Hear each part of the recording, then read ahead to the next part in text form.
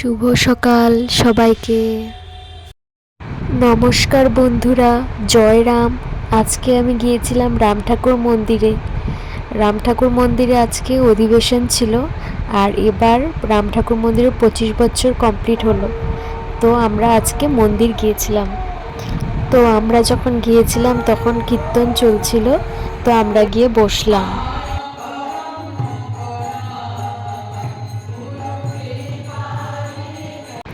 তো অল্প টাইম বসে বাইরে অল্প ঘোরাঘুরি করছিলাম, কারণ মন্দিরটা খুব সুন্দর সাজিয়েছিল। 25 বছর কমপ্লিট হয়েছিল, অনেক সুন্দর সাজিয়েছিল। তো মন্দিরটা ঘুরে তোমাদেরকে অল্প দেখিয়ে দিলাম। শোভাযাত্রা বের হবে, তার জন্য গাড়ি এগুলো সব সাজাচ্ছিল। আমরা সবাই অল্প বাইরে ওয়েট করছিলাম। তো দেখো, আমাদের মহারাজ উনি আজকে এসেছিলেন, কালকে উনি দীক্ষা দিবেন মন্দিরে। তো ওনাকে মন্দিরে নিয়ে যাওয়া হচ্ছিল। এখন মহারাজকে আসনে বসিয়ে তো পুজো স্টার্ট করেছিল, পুজো হচ্ছিল, তারপর কীর্তন আরম্ভ হবে।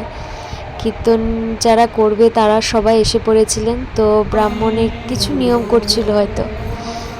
তারপর আমাদের প্রার্থনাটা শুরু হলো। প্রার্থনাটা কমপ্লিট করে তারপর শোভাযাত্রা বের হবে।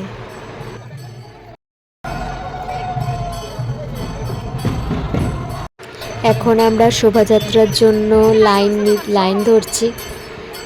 তো লাইন মেনটেন করেই যেতে হবে। আর অনেক ফুর্তিও হয়েছিল, সবাই তালে তালে নাচছিল, আবার রাস্তায় রাস্তায় ধ্বনি দিচ্ছিল জয় রাম জয় রাম।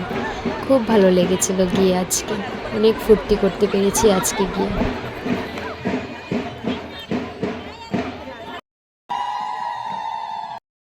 আজকে শোভাযাত্রাতে মহারাজজিও ছিলেন। মহারাজ আজকে আমাদের সাথে অংশগ্রহণ করেছিলেন শোভাযাত্রাতে। খুব আনন্দ হয়েছিল। মহারাজের গাড়ি আগে ছিল আর আমরা সবাই পিছনে ছিলাম। এইভাবেই আমরা অনেকটাই চলে আসলাম। তো আমরা যাচ্ছিলাম জল ভরতে হোজাই নামঘর, সেখানে আমরা জল ভরতে গিয়েছিলাম। তো আজকে এটাই ছিল আমার ভিডিও। তোমাদের যদি আমার ভিডিও ভালো লেগে থাকে তো বন্ধুরা লাইক, শেয়ার অ্যান্ড সাবস্ক্রাইব করে দেবে।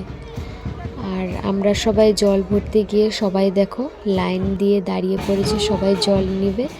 আর জল নিচ্ছিল এক সাইডে, আর এক সাইডে সবাই নাচছিল। এটাই ছিল আজকে আমার ভিডিও।